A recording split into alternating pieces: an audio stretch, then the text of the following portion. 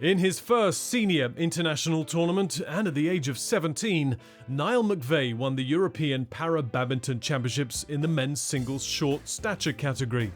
Fast forward 11 years later, the Irishman is now a two-time European and also world champion.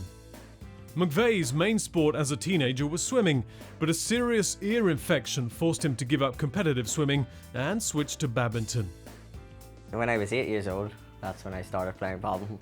I played through with my father, and then he played at a club. So I just one day out of his club, I just wanted to go play with him, you know, at the club, and so I went and joined him and his other players that he was with, and I just started hitting. I used to hit with him every 10 minutes, you know, after his session was over.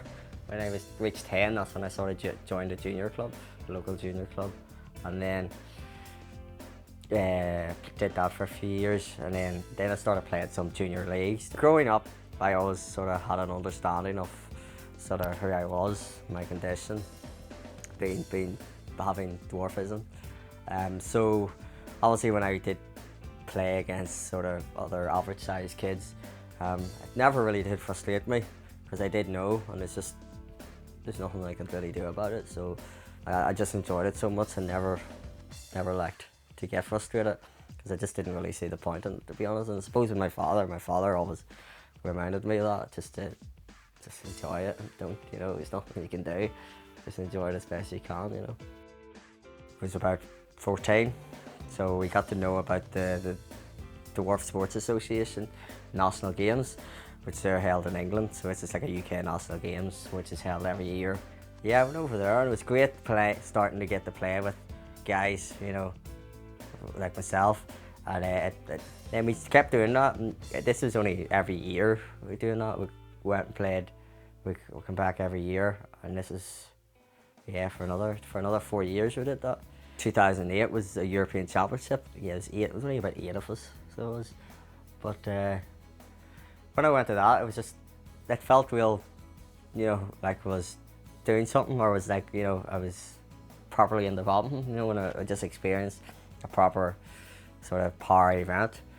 And when I did that, obviously when I went out, I was 17. I actually won the men's singles there. So after that, then I got a bit more sort of funding, you know, from people actually started to recognise me, you know, my own government. They give me some funding, and the council and things like that.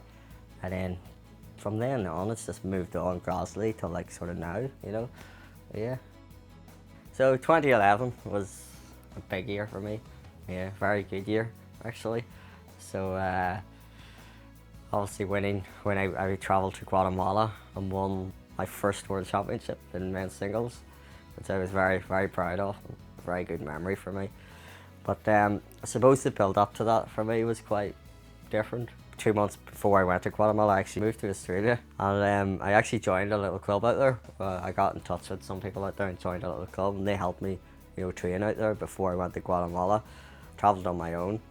My coach Leslie, we connected through Skype the whole time, so we helped each other through that. We just sit back at the hotel room every night, and yeah, and then I went out, played 4 matches. It took me 4 matches to win my first World Championships. Yeah, so it was a very good memory for me.